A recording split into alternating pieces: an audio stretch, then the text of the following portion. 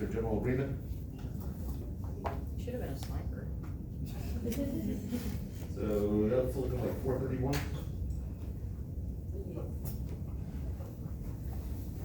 Are you going, do you agree? All right, so it's shot 4.31 meters. So which equation are we going to use again? Divide VI?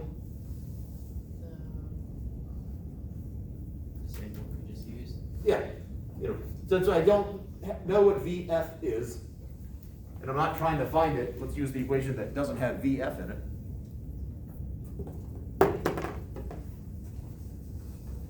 So plug it into that one, I've got 4.31 meters is equal to VI times my time, which is 0.455, plus 1/2 A times 0.455 squared. Unfortunately, that drops out. So what is the initial speed?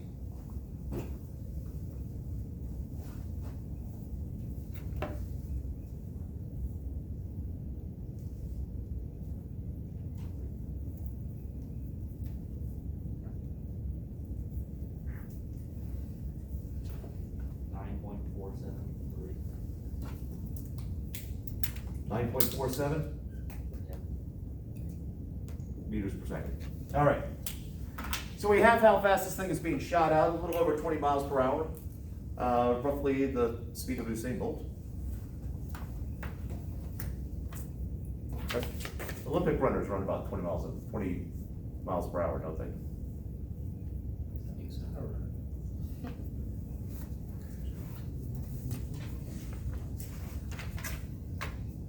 All right, so now the question is, if I tilt this, where should it land? Farther. Okay, let's see if we can nail down a little bit more than that. We do need to make sure it doesn't hit the ceiling.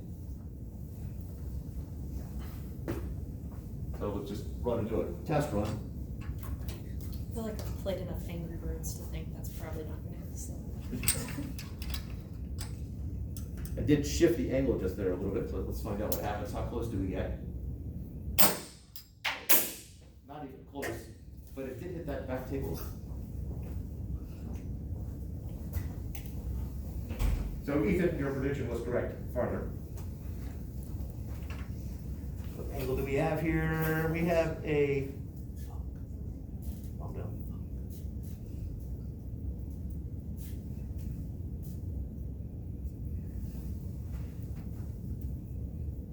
Yeah, it's probably good enough. All right. So the whole purpose of all of this was just to be able to get that number right there. I'm assuming that any difference in the initial speed is not going to change just because I'm tilting it. Questions on any of this before we do the calculations, but with the new problem?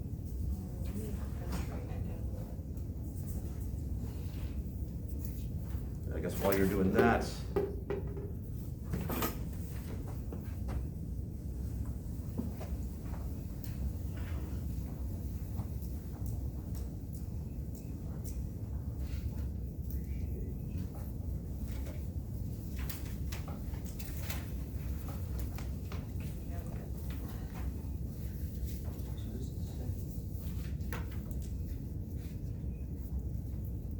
Okay, Dr. Fox.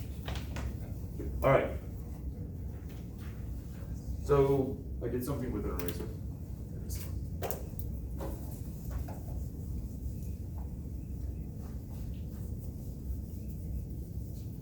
I want to keep that. That's going to change. That's pretty much the same. That's going to change. Oh, that changes. 9.47. So now it's going to be shot at an angle, 9.47 meters per second. And an angle of whatever happens to be on here. Now, based on this, it's between 24 and 25. It looks like 24.2. So So a 24.2 degree angle. Oh, I know that's 0 meters per second squared. It's a projectile motion problem. So what's the first step? Define I and J hat. Oh, yep.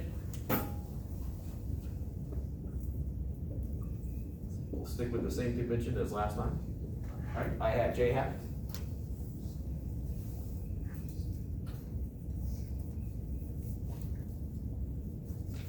What now?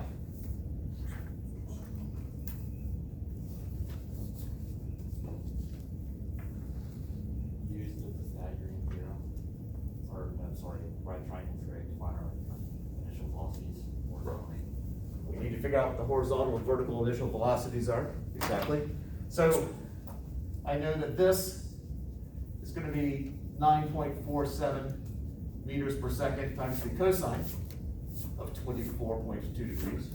And this will be 9.47 meters per second times the sine of 24.2 degrees.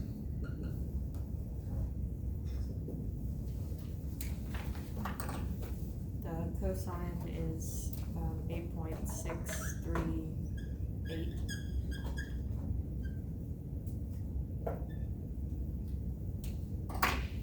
And the second one? Sine is 3.882. All right. So I'm gonna treat this similar to what we did before, where it was like a two-step problem. We're gonna figure out how long it's in the air, and then we're gonna figure out how far it's going to go out. We're gonna test it, and then I'll be amazed when we get under 1% error. Or, yeah, that would be amazing. Okay. So the first thing is we're gonna find time, and then we're gonna find horizontal displacement. So what equation do I use in order to find the time? The last equation. Yep, yet again. So let's delete some of this stuff.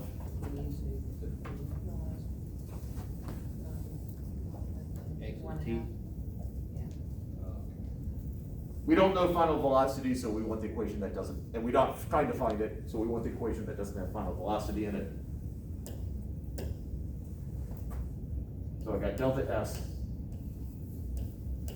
is V I T plus 1/2 AT squared. And so negative 1.014 equals 3.882 time plus 1/2 negative 9.798 T squared.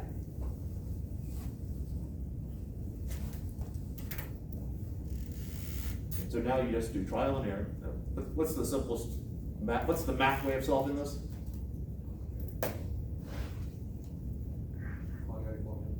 Yep. So before we do quadratic formula, what form do we need to put this in? Quadratic. It is a quadratic form right now, or it's more specifically. Put it all on the same side. Okay, I believe it's referred to as standard form. So I'm gonna bring everything over onto the left-hand side, so I got 1/2 of that, which is 4 point something.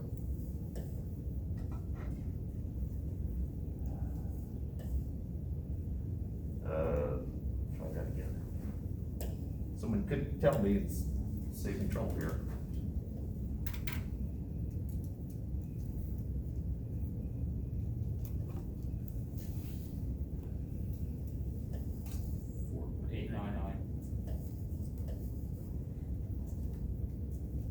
Equals negative 3.882.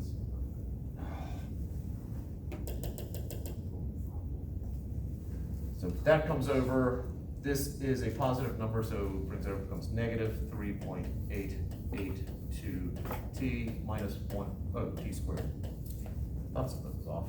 1.014 equals 0. Quick check to make sure I didn't do something really boneheaded here. Okay. Not that I'm noticing at the moment.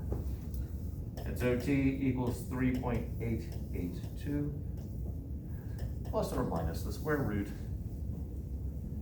of 3.882 squared minus 4 times 4.899 times negative 1.014 divided by 9.798.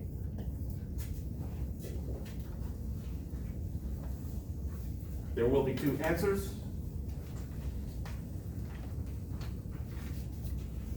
I'll expect the magnitude of, or the absolute value of the positive answer to be bigger than the absolute value of the negative answer.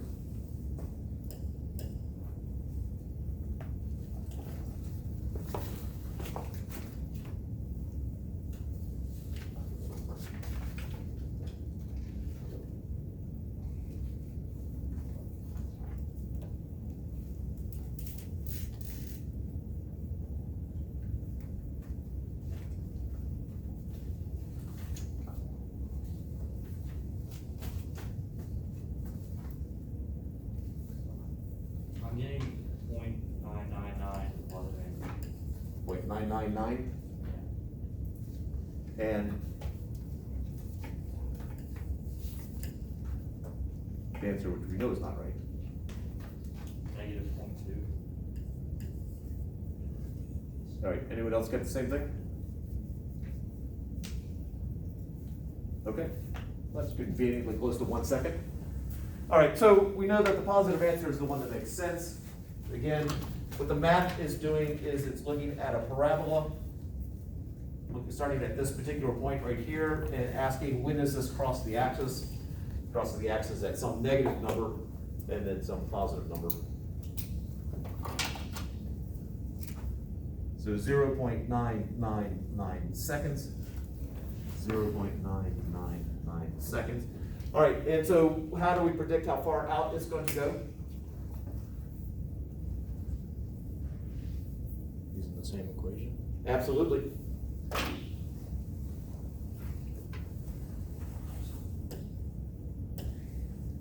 And so we have delta S is equal to 8.638 times time, 0.999 plus 0.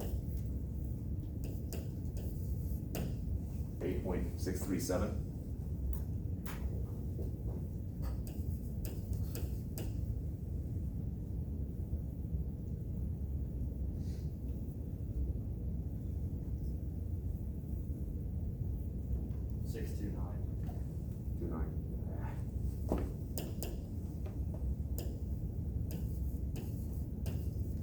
All right, so we are predicting it's now going to be shot that far. This is a 5 meter long measuring tape, and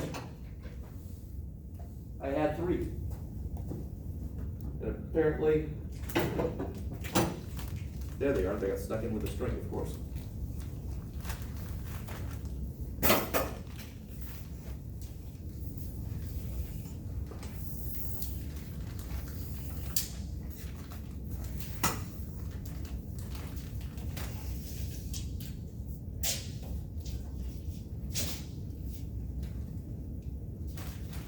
So we're predicting a whole bunch of 8 meters there, just the 4.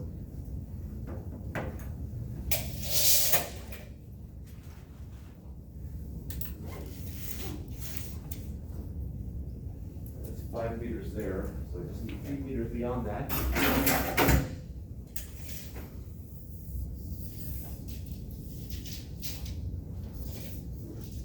Which puts it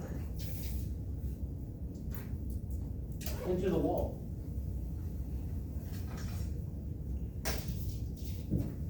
So we need to back this up.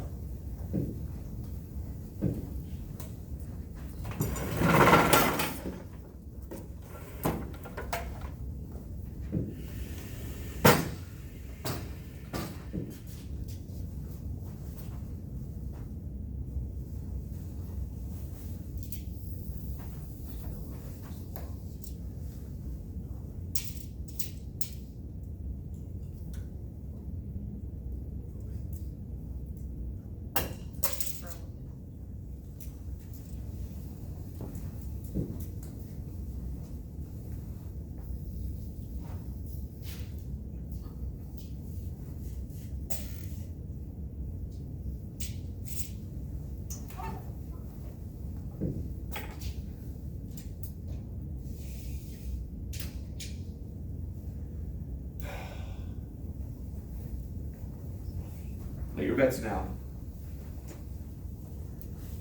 No way is the wall. Just change the angle.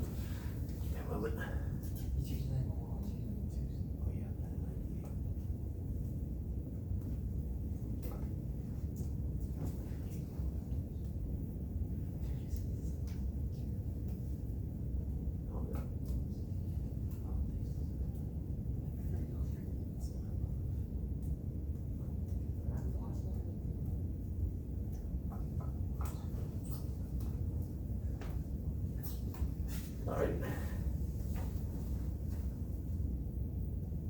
So that's where it's supposed to hit the pin? That's my call. Are those your predictions? Yeah.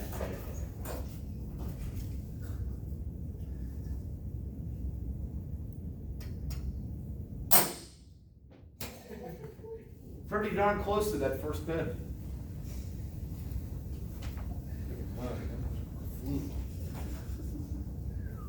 Oh, so it puts it about, somewhere around here. And it was somewhere around 8 meters, so.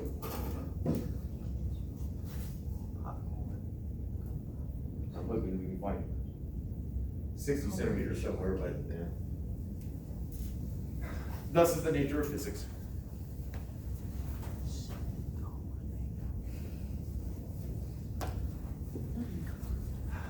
Anyway, a projectile motion problem.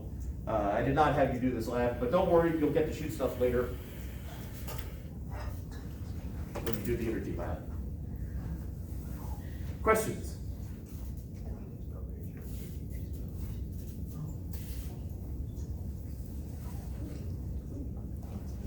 All right. Any other questions, considering there's a test tomorrow? How many questions are on? I don't know yet. The right number. Sounds good. Actually, probably more than the right number. All my tests are designed to take 1 hour, and they rarely ever do. They're usually 2 hours at least. I was just gonna ask how much time we have to do this. You have the full time. If we run out of time, then we'll move to a different room. At some point, I get tired. It's just on one-dimensional and two-dimensional kinematics, right? 1 and 2 dimension, yeah. Yeah, which sections was that again? Which sections was that? Just the. Chapters 2 and 3. Oh, okay. Ethan? If you have more questions before the test tomorrow, can we ask them from 11 to 12? Yeah. With the Zoom call? All right. Yeah. What'd you say, I'm sorry? He asked if he could ask questions tomorrow. Oh. Go ahead, bet. What's the answer to this one? She just takes a test.